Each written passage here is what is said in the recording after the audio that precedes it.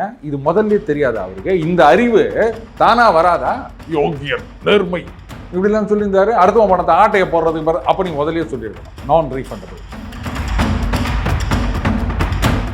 ஒரு அரசியல்வாதி அப்படின்னும் போது டக்கு புக்குன்னு ஒரு கமல்ஹாசன் மாதிரியோ இல்லை விஜய் மாதிரியோ வந்து முடிவு எடுக்க முடியாது ஒரு அரசியல்வாதி. புரியுதுங்களா?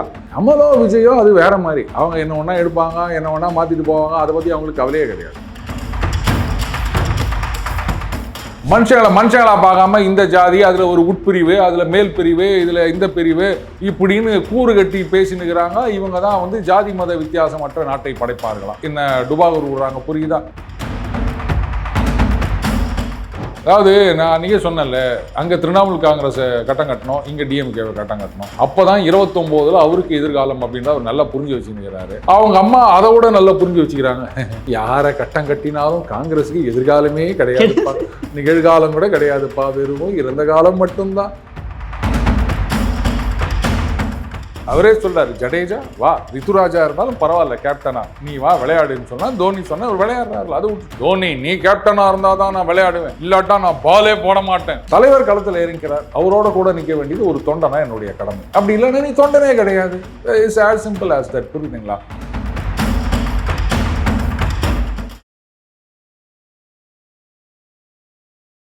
இளையபாரத நேயர்களுக்கு வணக்கம். இன்னைக்கு நம்ம நேர்காணலில் நம்ம சிறப்பு விருந்தினர் அருண்குமார் அடைஞ்சிருக்காரு. வணக்கம் சார். வணக்கம் Vikram. Very good very good very good. இன்னைக்கு இந்த மானிய தேனிய பொன்மானியம் எல்லாத்தையும் கட் பண்ணிட்டீங்க. Very good. அதான் சார், யாராவது பத்தி சொன்னா அது வந்து அவருக்கு கொடுத்துருக்கு, இது வந்து இவருக்கு கொடுத்துருக்குன்னு சொல்லிடுறீங்களே, அதனால வந்து சிம்பிளா முடிச்சுக்கிட்டேன். Very good. Okay sir. அதே மாதிரி நம்ம கமலஹாசன் அவர்கள் திடீர்னு வாங்கின காசை வந்து கொடுக்க மாட்டேன் அப்படின்ற மாதிரி சொல்லியிருந்தாரு. இப்போ திடீர்னு அந்தர் பெல்ட்டி அடிச்சுட்டு ஐயோ ரொம்ப அவமானமா போச்சு அப்படின்ட்டு காசை கொடுக்குறதா சொல்லிட்டாரு சார். எதனால சார் இந்த அளவுக்கு? அதாவது சில பேர் முட்டு குத்துனுங்கிறாங்க. எல்லா கட்சியிலையும் அப்படிதான் நடக்குது. வந்து எல்லாரும் வந்து விருப்ப மனு அப்படின்னு இது பண்ணுவாங்க, அதுக்கு டெபாசிட் எவ்வளோ கேட்பாங்க. ஆனால் அதை யாருமே ரீஃபண்ட் பண்ணுறது கிடையாது சார். ஒரு டெபாசிட் பண்ணுறதுக்கு 50,000 ரூபாய் சார் வாங்கணும் ஒரு இதுக்கு வரேன். அதனால் இவரை மட்டும் நீங்கள் கேட்குறீங்களே, இது ரொம்ப போங்கு அப்படின்லாம் சொல்லிட்டு இருந்தாங்க. உங்கள் ஊர் பக்கிட்ட அந்த இது இருக்கான்னு எனக்கு தெரியாது. நாங்கள்லாம் ஸ்கூல் படிக்கிற காலத்தில் பார்த்தீங்கன்னா வெளியில் வந்து ஒரு கூட்டம் இருக்குங்க. அந்த ஒரு டேபிள் போட்டு அதில் என்ன பண்ணுவார், இந்த உண்டி இருக்குது இல்லையா, மண்ணில் செஞ்ச உண்டி, அதெல்லாம் நிறைய வச்சுருப்பாங்க. அதெல்லாம் என்ன ஒரு 3 ரூபா அப்படி இருக்குன்னு வச்சுக்கோங்களேன். இந்த சிகரெட் அட்டை இருக்குல்ல, அது 2ஆக கட் பண்ணி அதில் ஒரு டோக்கன் நம்பர் போட்டிருப்பாங்க, 1லேருந்து 20 அப்படின்னு. அதில் ஒரு நம்பர் வந்து கம்பெனிக்கு வச்சுருவாங்க. இந்த 19 டோக்கனை ஒரு விற்பாருங்க, 25 பைசா. அப்போது 20 டோக்கன் அப்படின் போது எவ்வளோ ஆகுது? 5 ரூபா ஆகுதா? அது ஒரு டோக்கன் போயிடுச்சுன்னா 4.25 ரூபாய்க்கு விற்றுருவார். குலுக்கி போட்டு என்ன நம்பர் வருதோ அவங்களுக்கு அந்த உண்டி 4.25 ரூபா கம்பெனிக்கு வந்துடும். 3 ரூபா உண்டி அவர் வித்துடுறாரு. ஸோ 1.25 ரூபா கம்பெனிக்கு லாபம். இதுதான் கணக்கு. சம்டைம்ஸ் அந்த கம்பெனி நம்பருக்கு விழுந்துடும். அப்போ நம்ம யாரும் கேட்க மாட்டோம், ரைட்டு நம்ம லக்கு அவ்வளோதான் அப்படின்னு சொல்லிட்டு இந்த 3 ரூபா உண்டிக்கு 6 ரூபா செலவு பண்ணி டோக்கன் வாங்கின கதையெல்லாம் உண்டு, ரைட்? சில நேரங்களில் வந்து அந்த 20 டோக்கனும் விற்கலை, இல்லை ஏதோ ஆகிப்போச்சு, திடீர்னு மழை வந்துச்சு, இல்லை திடீர்னு போலீஸ்காரங்க வராங்க, இது ஒன்றும் பெரிய விஷயம் இல்லை, பட் ஸ்டில் எத்தனையோ காரணங்கள் இருக்கும். அப்போ குலுக்காமல் அவன் போயிடுறான்னு சொன்னால் அப்போ எல்லார் காசையும் ரீஃபண்ட் பண்ணிடுவான். ஸோ கணக்கு என்ன, குலுக்கி உனக்கு உழலைன்னு சொன்னால் அது வந்து ஓகே. ஆனால் நீ குலுக்காம உனக்கு உள்ள நீ போயிட்டு வானா காசு திருப்பி கொடுக்க மாட்டான்னா நம்ம சண்டைக்கு போவோம்ல. அந்த மாதிரி ஒத்த சீட்டு வாங்கியிருந்தாலும் 234 தொகுதியிலேயே ஆளுக்கு ஒருத்தர் வந்து அப்ளை பண்ணியிருந்தாலுமே பாருங்க, ஒரு சீட்டு தான் கிடைச்சது உங்களுக்கு கிடைக்கலங்க அப்படின்னு சொல்லி தான் சந்தோஷமா போயிருப்பாங்க. ஆனால் நீ வாக்கோவர் குத்துப்புட்டு எங்களுக்கு சீட்டே வானான்னு சொல்லிவிட்டு இந்த பணத்தை திருப்பி கொடுக்க மாட்டேன்னு சொன்னால் திருட்டுத்தனம்னு சொல்லாமல் வேற என்ன பண்ணுறது? மற்ற கட்சிகள்லன்னா அதிமுக, திமுக, பாஜக, விசிக, காங்கிரஸ், பாமக, தமாக, தாவாக, தாவேகா, எந்த கட்சி ஒன்றா வச்சுக்காங்க. இன்னும் என்னென்ன கா இருக்கோ. என்ன சார் விவேக் மாதிரி லிஸ்ட் அவ்வளோ அத்தனை பேரும் ஏதோ 1-2 சீட்டாவது உங்களுக்கு கொடுக்குறாங்க. ஆனால் நீங்கள் ஒன்றுமே கொடுக்கல, நிற்கவே இல்லை, வானான்னு சொல்லி போட்டீங்க. அப்போ யோகியனாக இருந்தால் அந்த பணத்தை திருப்பி கொடுத்துருக்கணும் இல்லை? அவங்கெல்லாம் வந்து யாருக்கோ ஒருத்தருக்கு சீட்டு கொடுத்தாங்க, ரைட்டுங்க, குலுக்கல்ல நமக்கு உழலை, குலுக்கிட்டாங்க நமக்கு உழலை அப்படின்னு போயாச்சு. இங்கே தான் குலுக்கலே நடக்கலையே. நீ எல்லாத்தையும் வந்து பஜனை பண்ணி ஏமாற்றிட்டு போகலான்னு பார்க்குற. அதனால தான் எல்லாம் கழுவி ஊற்றினாங்க. இப்போ அவருக்கு ரோஷம் வந்துச்சான். ஏன் இது முதல்ல தெரியாதா அவருக்கு? இந்த அறிவு தானா வராதா? யோகியன், நேர்மை இப்படிலாம் சொல்லியிருந்தாரு. அடுத்தவன் பணத்தை ஆட்டையை போடுறதுக்கு பாரு, அப்போ நீங்கள் முதலே சொல்லியிருக்கணும் நான் ரீஃபண்டபிள். இந்த சூர்யாவும் ரமேஷ் கண்ணாவும் ஒரு இதில் ஹோட்டலுக்கு கூட்டு போவாங்க தெரியுமா, இதுதான் டீலக்ஸ் ரூம்னு கூட்டு போயிட்டு இங்கே பாருங்க நான் ரீஃபண்டபிள் அப்படிவாங்க மேனேஜர் சீனா கிட்ட. அந்த மாதிரி ஒரு கண்டிஷனாவது போட்டிருக்கணும். போட்டிருந்தீங்கன்னா ஒரு பையன் அப்ளை பண்ணியிருக்க மாட்டாங்க. இது திருட்டுத்தனம் இல்லாமல் என்னவா, இவர் தான் வந்து அப்படியே நேர்மையாக காப்பாற்ற வந்தவரான் விளக்கண்டு. அதே மாதிரி வந்து இந்த திமுகவுக்கு மிகப்பெரிய ஒரு பிரச்சாரம் பண்ணுவேன், வேற லெவலில் இறங்கி செய்வேன் அப்படின்னா இன்ன வரைக்கும் பிரச்சாரத்தை காணுமே சார். அவரை எல்லாரும் வந்து வானான்னு சொல்லிட்டாங்க போல. ஐயா இந்த ஆள் வந்தானா என்ன பேசுகிறான்னே புரியாது, அது வந்து இதுக்கு வேற ஒருத்தன் இருக்கான், அவன் உட்காந்துக்கின்னு இன்னொரு அர்த்தம் சொல்லிட்டு இவர் திமுகவை திட்டாரு அப்படின்னு சொல்லிட்டு போயிடுவான். யாரு? நம்மள தான். அதனால அவரை கூப்பிடாதன்னு சொல்லிட்டாங்க போல இருக்குது. ஒருவேளை பேசினா வந்து ஏதோ புரியாம இவர் மேற்கொண்டு ஓட்டு போயிருன்ற ஒரு பயத்தில். அதேதான், வேற என்ன. Okay sir. சார் அதே மாதிரி இப்போ திருமாவளவர்களுமே வந்து ஒரு அழுத்தம் கொடுக்கப்பட்டதுனால தான் அவர் வந்து பின்வாங்கிட்டாரா என்ன? இது அழுத்தம் கொடுத்தாங்களா இல்லையா அப்படின்னு நமக்கு தெரியாது. ஆனால் ஏதோ அழுத்தம் இருக்கின்றது மட்டும் நல்லாவே புரியுது. ஏன்னு கேட்டிங்கன்னா, ஒரு அரசியல்வாதி அப்படின்னும் போது டக்கு புக்குன்னு ஒரு கமல்ஹாசன் மாதிரியோ இல்லை விஜய் மாதிரியோ வந்து முடிவெடுக்க முடியாது ஒரு அரசியல்வாதி. புரியுதுங்களா? கமலோ விஜயோ அது வேற மாதிரி, அவங்க என்ன ஒன்றா எடுப்பாங்க, என்ன ஒன்றா மாற்றிட்டு போவாங்க, அதை பற்றி அவங்களுக்கு கவலையே கிடையாது. ஆனால் அரசியல்வாதி அப்போது இவர் வந்து போட்டியிடுகிறோம் அப்படின்னு முடிவெடுக்கும் போது அதனுடைய ரெப்பகஷன் என்னவா இருக்கும், எதுக்காக நம்ம போட்டியிடுகின்றோம், முதல்ல அது புரிஞ்சுக்கணும் இல்லையா. இவர் வந்து எம்பியாக இருக்கார், எதுவும் இல்லைன்னா கூட பரவாயில்ல. அப்போது தேசிய அளவில் விசிகாவை கொண்டு போகணும்னு நினைக்கிறாரு, மற்ற மாநிலங்கள்லாம் வேற போய் போட்டி போடுவோன்னு சொல்லி நிற்கிறாரு. அப்படி இருக்கச்சே இவர் போட்டியிடுவோம் அப்படின்ற முடிவு வந்து ரொம்ப யோசனைக்கு பிறகு தான் எடுத்திருக்கணும். 26 தேர்தலுக்கு அப்புறம் சூழ்நிலை எப்படி மாறப்போகுது, இப்போ கட்சி எப்படி இருக்குது, அதுக்கப்புறம் எப்படி இருக்க போகுது, அரசியல் ஆட்சி எப்படி இருக்க போகின்றது, ஆட்சி மாற்றம் வருமா வராதா, வந்தா நம்மளுடைய நிலைப்பாடு எப்படி இருக்கணும், வரலன்னா எப்படி இருக்கணும், ரெண்டு சூழ்நிலையிலையும் அரசியல் களம் எப்படி மாறப்போகின்றது, அதுக்கு நம்மளை எப்படி தயார்படுத்திக்கணும், இந்த ஆப்போசிஷன் ஸ்பேஸ் அப்படின்றத ஆக்குப்பை பண்ண போகிறது யாரு, அங்கே பாஜக தான் ஆப்போசிஷன் அப்படின்னு சொல்லியாச்சுன்னா நமக்கு எதிர்காலமே கிடையாது. அப்போ நம்ம என்ன பண்ணணும், இந்த மாதிரி ஏராளமான விஷயங்களை ஆய்ந்த பிறகுதான் அவர் இந்த மாதிரி ஒரு முடிவு எடுத்திருக்காரு. அவ்வளோலாம் எடுத்த பிறகு டகால் வந்து இல்லைங்க இப்படி ஒரு சில குழப்பங்கள் அப்படி கேள்விகள், அதனால் நான் வாபஸ் வாங்குறேன்னா, அப்போ உங்கள் கட்சியை பற்றி உங்களுக்கு அக்கறை இல்லை, உங்கள் தொண்டர்களுடைய எதிர்காலத்தை பற்றி உங்களுக்கு அக்கறை இல்லை, கூட்டணி கட்சியான திமுக அது ஆட்சிக்கு வரணும், அதை பற்றி மட்டும்தான் அக்கறை இருக்குது அப்படின்னு சொன்னால், அப்போ சில பேர் சொல்லிட்டு இருக்காங்க கடந்த முறை எம்எல்ஏவாக இருந்தவர்களுக்கு இப்போ வந்து சீட்டு கொடுக்கல, ஏன்னா அவங்க வந்து விசிகா அப்படின்றத விட திமுகவினராகத்தான் செயல்பட்டார்கள், அவங்க இந்த சீட்டில் நிற்கிறாங்களா இல்லையா அப்படின்றது வந்து விசிகா தலைமைக்கு தெரியவில்லை, திமுக தலைமைக்கு தெரிந்திருக்கின்றது அப்படின்லாம் சொன்னாங்க. அப்போ அவங்க திமுகவாகவே மாறிவிட்டார்கள்னா அப்போ அண்ணன் திருமா என்னவா மாறி இருக்காரு? தன்னோட கட்சியை பற்றி கவலைப்படாமல் திமுகவுடைய எதிர்காலம் நிகழ்காலம் கடந்த காலம் இதை பற்றி மட்டுமே கவலைப்படுறாருன்னா அப்போ அவர் தான் திமுக மற்றவங்கள விட. ஏன்னா திமுக காரங்கறியா நீங்க சண்டைக்கே போனாரு சார் அவரே ஒரு காலத்தில் சொல்லியிருக்காரு, ஆமா நான் திமுக தான் அப்படின்னு சொல்லியிருக்காரு. ஆமா ஆமா அதுவும் நடந்திருக்கு. Okay sir. சார் அதே மாதிரி இப்போ வந்து விஜய் அவர்கள் அவருடைய பரப்புரையில் வந்து நிறைய கண்டிஷன்ஸ் போடுறாங்க, டிஃபிகல்ட்டிஸ் நடக்குது, நிறைய பேர் வந்து ஆக்சிடென்ட்டில் உழுவுறாங்க. ஸோ இதுக்கு எப்போ தான் தீர்வு கண்டு விஜய் அவர்களுக்கு? வெளியே வந்தாலும் பிரச்சனை, வெளியே வரனாலையும் பிரச்சனை அவருக்கு. நீங்களாம் சொல்கிறீங்க ஏன் வெளியே வர மாட்டேன்ற, வீட்டுக்குள்ளேயே உட்காந்துருக்கேன், வெளியே வந்து இத்தனை பிரச்சனை ஆகுதே சார். அப்புறம் நீங்கள் வண்டி கற்றுக்கிறீங்க அப்படின்னு வச்சுக்கோங்களேன், லைசன்ஸ் கூட வாங்கி கொடுத்துருவாங்க. ஆனாலும் கொஞ்ச காலம் ஓட்டும்போது ரொம்ப கேர்ஃபுல்லாக தான் ஓட்டணும். உங்கள் அப்பா கூடவே வந்திருப்பார், வண்டியில் வந்து டே ஒரு எல்போட மாட்டிக்கடா அப்படின்னு இருப்பார், நீங்கள் அசிங்கம்னு நினைப்பீங்க, டேய் மாற்றா நீ ஓட்டுற லட்சணத்துக்கு அது ஓணும். ஏன்னா நீங்கள் எல்போர்டு மாட்டினா எதிர்க்க வரவன் மெர்சல் ஆயிடுவோம், அப்பா டே அது எல்போர்டுடா நாம ஒழுங்காக போனோம்டா அப்படின்னு சொல்லிட்டு அவங்க ஒழுங்காக வருவாங்க. புரியுதுங்களா? அந்த மாதிரி எல்போர்டு அப்படின்னு நான் சொல்ல வரல.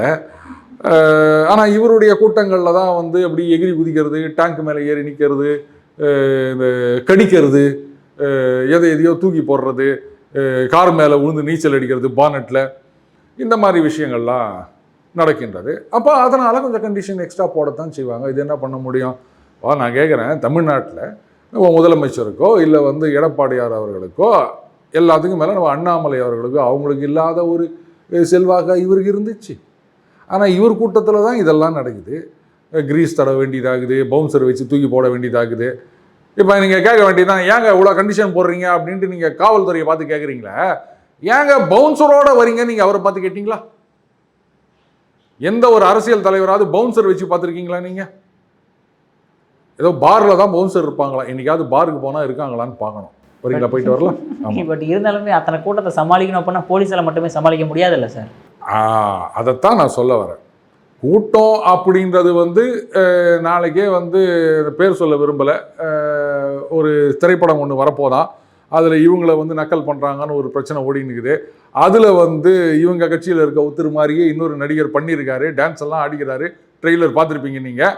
அவர் நாளைக்கு வந்து இங்கே கடை திறக்க வராரு அப்படின்னு சொன்னால் அதை விட பெரிய கூட்டம் அள்ளும். பார்க்குறீங்களா? இதெல்லாம் ஒரு விஷயமாங்க. சினிமா நடிகர் அப்படின்னா அவங்கள பார்க்குறதுக்கு 1000 பேர் வரதான் செய்வாங்க. இதெல்லாம் ஒரு விஷயமா? கூட்டம் வருது கூட்டம் வருது கூட்டம் வருது அப்படின்னா அதுக்கு என்ன பண்ண முடியும்? வருது, ரைட்டு. ஆனால் அந்த கூட்டம் இப்போ இந்த மாதிரி நிறைய அரசியல் தலைவர்கள் வரும்போது கூட்டம் வரதாங்க செய்யுது. இப்போ மோடி அவர்கள் எடுத்துக்காங்க, அவர் ஒரு பொதுக்கூட்டத்தில் பேசுகிறாருன்னா லட்சக்கணக்கில் கூட்டம் வந்து அள்ளுது. ஆனால் அங்கே எவனும் கடிக்கிறது கிடையாது, ஏறி நின்று குதிக்கிறது கிடையாது. ஏன் உங்கள் கூட்டத்தில் மட்டும் கடிக்கிறாங்க? கிரேசி ஃபேன்ஸ் சார் அவங்கெல்லாம். இப்போ புரியுதா ஏன் கண்டிஷன் போடுறாங்க அப்படின்னு சொல்லிட்டு? கிரேசின்னு சொல்லிட்டீங்க. கிரேசி அப்படின்னா இன்னொரு அர்த்தம் கூட இருக்குது. என்ன சார்? Okay sir. அதனால தான் கண்டிஷன் போடுறாங்க. போதுமா? Okay sir. அதே மாதிரி இப்போ இந்த அரசியல் ஞானி நம்ம ராகுல் காந்தி அவர்கள் ஏன் சார் தமிழ்நாட்டுக்கு வரதுக்கு அவ்வளோ கஷ்டப்படுறாரு? அந்த அளவுக்கு பிரச்சனையா? ஜோதிமணி அவர்கள் ஒன்று என்னன்னா, ராகுல் காந்திக்கு முட்டு கொடுத்துட்டு இங்கே இருக்கக்கூடிய காங்கிரஸ் கழுவி ஊத்துறாங்க. ஆனால் மாணிக்கம் தாக்கூர் டகால பெல்ட் அடிச்சார் பார்த்தீங்களா? இல்லை இப்போ வந்து நம்ம ஒற்றுமையாக இருக்க வேண்டும் அப்படின்னாரு. அவருக்கு சீட்டு கன்ஃபார்ம் போல இது. அது பார்லிமெண்ட் எலெக்ஷன். பார்லிமெண்ட்லையா? ஆமாம். ஏற்கனவே ஜோதிமணி அவர்களுக்கும் திமுகவுக்கும் நடுவில் ஒரு பிரச்சனை கூட வந்தது அப்படின்னு நினைக்கிறேன். கரூரில் ஏதோ சம்திங், ஏதோ கூட்டணி கட்சி இப்படி தான் பண்ணுறதா அப்படின்னு ஏதோ சொல்லியிருந்தாங்க. அவங்க அப்பப்போ இது மாதிரி தான் வந்து கூட்டணி கட்சிக்கு எதிர்த்து பேசுகின்றார்கள். இது மாதிரி ராகுல் காந்தி அவர்களது என்னது இந்த சமூக நீதி கொள்கைக்கு எதிராக இருக்கின்றது இந்த லிஸ்ட்டு அப்படின்லாம் வேற சொல்லிக்கிறாங்க. இந்த சமூகத்துக்கு கொடுக்கல, அந்த சமுதாயத்துக்கு கொடுக்கல, இந்த சமுதாயத்தில் உட்பிரிவுக்கு கொடுத்துருக்காங்க, அந்த பிரிவுக்கு கொடுக்கல. இவங்க தான் வந்து ஜாதி வேறுபாடற்ற கட்சி நடத்துகிறாங்களாம். மனுஷங்களா பார்க்காம இந்த ஜாதி, அதில் ஒரு உட்பிரிவு, அதில் மேல் பிரிவு, இதில் இந்த பிரிவு இப்படின்னு கூறு கட்டி பேசினுக்கிறாங்க. இவங்க தான் வந்து ஜாதி மத வித்தியாசமற்ற நாட்டை படைப்பார்களாம். என்ன டுபாகூர் விடுறாங்க, புரியுதா? அடுத்தது ராகுல் காந்தியை பொறுத்த வரைக்கும் அந்த பக்கம் அணிலோட போனோம். அணிலோட அப்படின்னா அதாவது அணில் மாதிரி உதவி செய்தார் அவர் அப்படின்னு ஒரு காலத்தில் சொல்லுவாங்களா, அதனால சொன்னேன். நீங்கள் வேற ஏதாவது நினச்சிக்காதீங்க. அந்த மாதிரி நம்ம காங்கிரஸ் கட்சிக்கு அவர் உதவி செய்ய மாட்டாரா அப்படின்னு நினச்சிங்கன்னா அங்கே போனோன்னு அவருக்கு ஆசைங்க. அதை வந்து மேலிடத்தில் ஒத்துக்கலை. அவருக்கும் ஒரு மேலிடமா அப்படின்னு கேட்காதீங்க. தாய் சொல்லை தட்டாதே, நம்ம வாத்தியார் படம் அந்த மாதிரி அவங்க முடிவு எடுத்துட்டாங்க. இல்லை திமுகவுடன் தான் அப்படின்னு. அதனால அவர் கடுப்பாயிடுச்சு. இங்கே வந்து பாண்டிச்சேரி போயிருக்காரு போல இருக்குது. இங்கே வந்து தான் போயிருக்காரு, சென்னை வந்து தான் பாண்டிச்சேரி போயிருக்காரு. ஆமாம். ஆனால் இங்கே அவர் போக மாட்டார். என்னுடைய சகோதரர் அப்படின்லாம் சொன்னார். இப்போ என்ன ஆகிப்போச்சு? அதாவது நான் அன்றைக்கே சொன்னேன்ல, அங்கே திரிணாமுல் காங்கிரஸை கட்டம் கட்டணும், இங்கே டிஎம்கேவை கட்டம் கட்டணும். அப்போ தான் 29 அவருக்கு எதிர்காலம் அப்படின்ற அவர் நல்லா புரிஞ்சு வச்சுக்கிறாரு. அவங்க அம்மா அதை விட நல்லா புரிஞ்சு வச்சுக்கிறாங்க.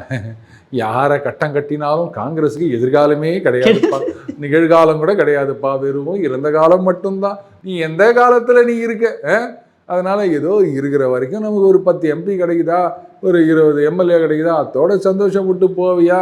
இதை விட்டு நீ என்ன இன்னும் பிஎம்னு கனவு கண்டுக்கிற, எந்த உலகத்தில் இருக்க நீங்கள் அப்படின்னு கேட்டுனுக்கிறாங்க போல இருக்குது. அதனால தான் அவர் கோபத்தில் அங்கே போயிட்டார். Okay sir. திரிணாமுல் காங்கிரஸுங்கும் போது மம்தா பானர்ஜியோட ஸ்டேட்மெண்ட், அதாவது திமுக காங்கிரஸ் வந்து பாஜகவோட தமிழ்நாட்டில் கூட்டணி வைத்து விட்டார்களா, இங்கே நம்மளுக்கு குடைச்சல் கொடுக்குறாங்க அப்படின்ற மாதிரி ஸ்டேட்மெண்ட் விட்டுருக்காங்களே சார். இந்திய கூட்டணியில் பிரச்சனை வந்துடாதா? இந்திய கூட்டணியில் பிரச்சனை வராதான்றதோட இங்கே என்டிஏ கூட்டணியில் பிரச்சனை வருதா அப்படின்னு தான் நான் பார்த்துன்னுக்கிறேன். ஏன்னா அவங்க கரெக்டாக சொன்னாங்க, அதாவது எம்கே ஸ்டாலின் அண்ட் காங்கிரஸ் 2 பேரும் பாஜகவோட ஒரு அண்டர்ஸ்டாண்டிங் அப்படின்னு சொல்லியிருந்தாங்க.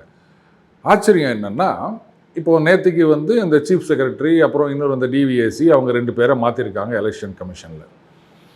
இது நாம் கூட ரொம்ப நாளாக கேட்டிருந்தோம், என்ன நடக்குது தமிழ்நாட்டில் எலெக்ஷன் நடக்கிறது எலெக்ஷன் கமிஷனுக்கு தெரியவே தெரியாதா அப்படின்னு. அதுக்கு பிறகுதான் திமுகவிலிருந்து முதலமைச்சர் அவர்கள் ஒரு ஸ்டேட்மெண்ட் கொடுத்துக்கிறாரு. என்ன நீங்கள் அஸ்ஸாமில் மாற்றிக்கிறீங்களா, பீகாரில் மாற்றிக்கிறீங்களா, அது என்ன எங்கள் எதிர்கட்சிகள் ஆளும் மாநிலத்தில் மட்டும் இந்த மாதிரிலாம் நீங்கள் மாற்றுறீங்க, இப்படி யாரை மாற்றினாலும் எதை மாற்றினாலும் மக்களுடைய மனதை மாற்ற முடியாது, தீர்ப்பை மாற்ற முடியாது அப்படின்னு ஒரு ஸ்டேட்மெண்ட் கொடுத்துருந்தார். ஆனால் அதுக்கு முன்னாடி வரைக்கும் வெஸ்ட் பெங்காலில் எலெக்ஷனுக்கு முன்னாடியிலேருந்தே அவங்க சொல்லியிருக்கிறாங்க, எலெக்ஷன் கமிஷன் வந்து அப்படி பண்ணுது இப்படி பண்ணுது, ஜனநாயகத்தின் குரல் வலையை நிற்கிறது அப்படின்லாம் சொல்லிட்டு இருந்தாங்க. அவங்க எதிர்க்கட்சி, பாஜகவுக்கு எதிர்க்கட்சி. தமிழ்நாட்டில் நான் எலெக்ஷன் கமிஷன் இருக்குதா இல்லையா, இதெல்லாம் நடவடிக்கை எடுக்க மாட்டாங்களா? எலெக்ஷன் கமிஷன் இதெல்லாம் பார்க்கணும், பார்ப்பாங்களா? அண்ணாமலை அவர்களுடைய ஸ்டேட்மெண்ட். அதுக்கப்புறம் தீவிர பாஜக ஆதரவாளர்கள், தீவிர அதிமுக ஆதரவாளர்கள், அதிமுக பேச்சாளர்கள், நிர்வாகிகள், அதுக்கப்புறம் பாஜகவில் இருக்கவங்க, இவங்க எல்லாமே எலெக்ஷன் கமிஷன் நடவடிக்கை எடுக்காதா, எலெக்ஷன் கமிஷன் என்ன பண்ணுறாங்க, எலெக்ஷன் கமிஷன் ஒன்றுமே பண்ணலையே, இதை பாருங்க இதெல்லாம் இவ்வளோ ஃப்ளா இருக்குது, திமுகவுடைய வேட்பு மனு எல்லாம் வாங்கிக்கலாங்க, ஒன்றுமே இல்லை, இதுக்கெல்லாம் வந்து ஃபிலிம் சீரீஸில் தள்ளுபடி பண்ணிட்டாங்க அப்படின்னு பாஜகவின் எதிர்க்கட்சியான திமுக சொல்லலை, பாஜகவும் அதிமுகவும் தான் சொல்லி நிற்குது. அவங்களுக்கே சந்தேகம் போல இருக்குது, யார் யாரோட கூட்டணி வச்சுக்கிறாங்க, என்ன நடக்குது இங்க, ஒருவேளை மம்தா பானர்ஜி அவர்களுக்கு ஏதோ தெரிஞ்சிருக்கோ நமக்கு தெரியலையோ அப்படின்னு. அதான் யாரோ கூட கேட்டாங்க கூட்டணி அப்படின்னா, இருங்க மே 4ஆம் தேதிக்கு அப்புறம் சொல்றேன் யார் யாரோட கூட்டணி அப்படின்ட்டு நான். அந்த மாதிரி நடக்க வாய்ப்புகளும் உண்டு சார். அதே மாதிரி இப்போ நீங்கள் சொன்ன மாதிரியே அண்ணாமலை அவர்கள் வந்து ஒரே ஒரு எம்எல்ஏ சீட்டு கொடுத்துருந்தா அந்த தொகுதியை மட்டும் பார்த்துருப்பாரு. இப்போ ஃபுல் அண்ட் ஃபுல்லாக இறங்கி பரப்புரை பண்ண ஆரம்பிச்சிட்டாரு. இருந்தாலும் அந்த பழைய பகை செந்தில் பாலாஜி அவர்களுக்கும் அண்ணாமலை அவர்களுக்கும் இந்த பகை விட்டு போகவே போக மாட்டேங்குது சார். ஏன் சார் அப்படி? அதாவது இதில் பார்த்தீங்கன்னா ஐபிஎல்ல சிஎஸ்கே வெர்சஸ் மும்பை இந்தியன்ஸ், இது மிகப்பெரிய ரைவல்ரி அப்படின்னு சொல்லுவாங்க. இப்போ அது ஒன்றும் இல்லைன்னு நம்ம வந்து 11வது இடத்துக்கு போயிடுவோம் போல இருக்குது சார். மொத்தமே 10 டீம் தானே அப்படின்னா நீங்கள் ரைவல்ரி அப்படின்றதெல்லாம் வேறங்க. இப்போ நாளைக்கே வந்து பாஜக திமுக கூட்டணி அப்படின்னா என்ன, இதே வந்து செந்தில் பாலாஜி அவர்களுக்கும் திமுகவுக்கும் இல்லாத ரைவல்ரியா? அண்ணன் செந்தில் பாலாஜி அவர்கள் திமுகவை பற்றி சட்டசபையிலே என்ன பேசினார் என்பது தெரியும். இதே செந்தில் பாலாஜி அவர்களை பற்றி முதலமைச்சர், இன்றைய முதலமைச்சர், அன்றைய எதிர்க்கட்சி தலைவர் என்ன பேசினார் அப்படின்றத பற்றி எல்லாம் தெரியும். சரி, அதுக்காக பாஜக திமுக ஒன்றா சேர்ந்துட போகுது அப்படின்னோ, இல்லை அண்ணாமலை அவர்கள் வந்து அப்படியே ஏதாவது ஒரு அன்ஃபார்ச்சுனேட் ஈவெண்ட்டில் சேர்ந்துட்டாலும் அவர் சும்மா போயிடுவார்னு நான் சொல்லலை. ரைவல்ரி அப்படின்றத பர்சனலாக எடுத்துக்காதீங்க, அவ்வளோதான் நான் சொல்கிறேன். இது அரசியல், ஒட்டுமொத்தமாக திமுக வெர்சஸ் பாஜக அப்படி பார்க்கணும். அதுதான் ரைவல்ரி தானே தவிர, அப்படி பார்க்க போனால் அண்ணாமலை அவர்களை வந்து நீங்கள் செந்தில் பாலாஜி அவர்களுக்கு இதுவாக பண்ணுறதுன்றதை கூட அது எனக்கு சரியாக படலை. கட்சி தலைவர்னா கட்சி தலைவர் தான், முன்னாள் தலைவர்னா முன்னாள் தலைவர், அது இன்னாள் தலைவர், அப்படி தான் பண்ணணுமே தவிர இவரோட பண்ணுறது அப்படின்றது சரியில்லை. பட் அந்த கொங்கு மண்டலம் யாருடைய கட்டுப்பாட்டில் இருக்கின்றது அப்படி ஒன்றா எடுத்துக்கலாம், புரியுதுங்களா? ஸோ அந்த மாதிரி வந்து இதை ஒரு சேலஞ்சாக எடுத்துட்டு சுற்றி சுற்றி இது பண்ணணும். அண்ட் அவருடைய ஆதரவாளர்கள் அப்படின்னு சொல்லிக்கிறவங்களும் ஆல் சடன் டன் நம்ம தலைவர் அவர் வந்து முழு மூச்சாக களத்தில் இறங்கியிருக்கார். ஸோ இந்த நேரத்தில் யார் என்ன சொன்னாலும் கட்சி பற்றியோ இல்லை மற்ற தலைவர்கள் பற்றியோ இல்லை அவங்க காலம் வர்றாங்க இவங்க காலம் வர்றாங்க அப்படின்னாலோ தலைவர் களத்தில் இறங்கிறார், அவரோட கூட நிற்க வேண்டியது ஒரு தொண்டனா என்னுடைய கடமை. அப்படி இல்லைன்னா நீ தொண்டனே கிடையாது. It's as simple as that. புரியுதுங்களா?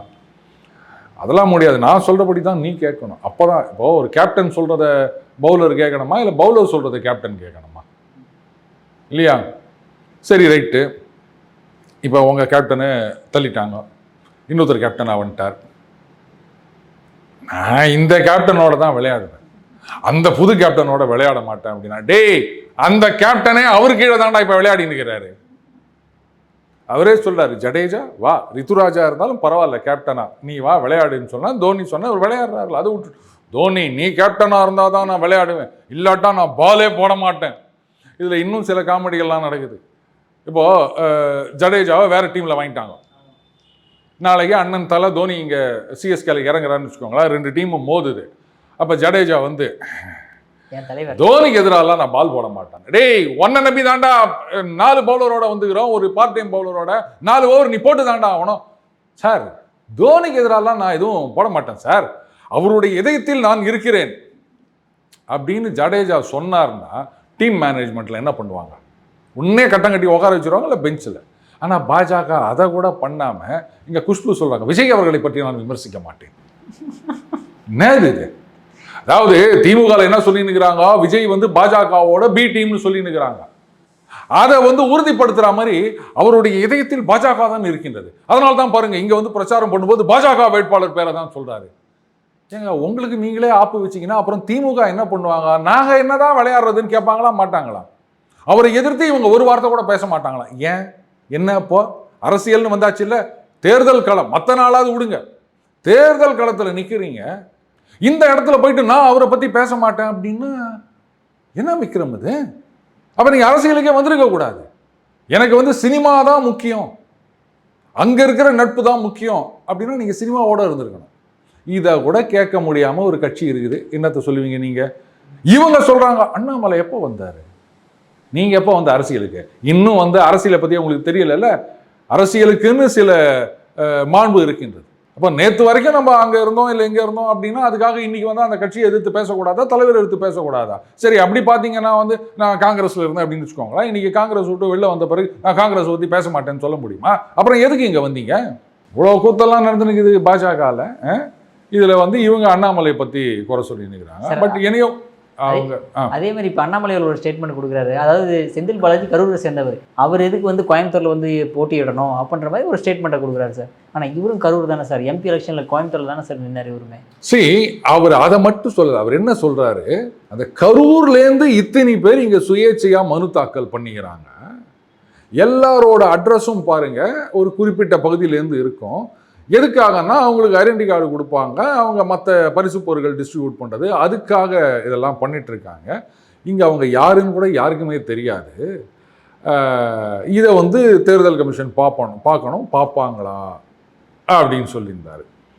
இப்போது ஒரு சில தலைவர்கள்லாம் பார்த்தீங்கன்னா எங்கே ஒன்றா நிற்பாங்க. இப்போ நம்ம கலைஞரோ இல்லை எம்ஜிஆரோ ஜெயலலிதா அவர்களோ அது மாதிரி அவங்க வந்து எங்கே ஒன்றா நிற்பாங்க. எங்கே இருந்தாலும் ஜெயிக்கலாம். விஜயகாந்த் தான் சொன்னார். அதனால தான் விருதாச்சலத்தில் அவர் நின்று ஜெயிச்சு காமிச்சார்னு வச்சுக்கோங்களேன்.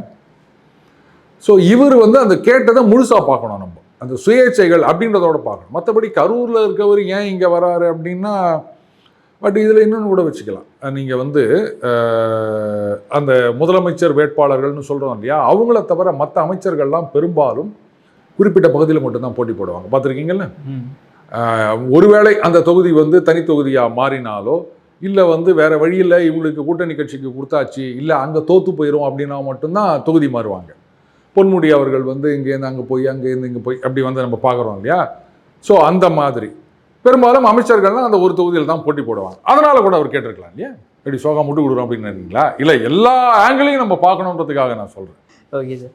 சார், அற்புதமான கருத்துக்களை இளைய பேரிடம் பார்ப்பதற்கு மிக்க நன்றி சார். நன்றி விக்ரம்.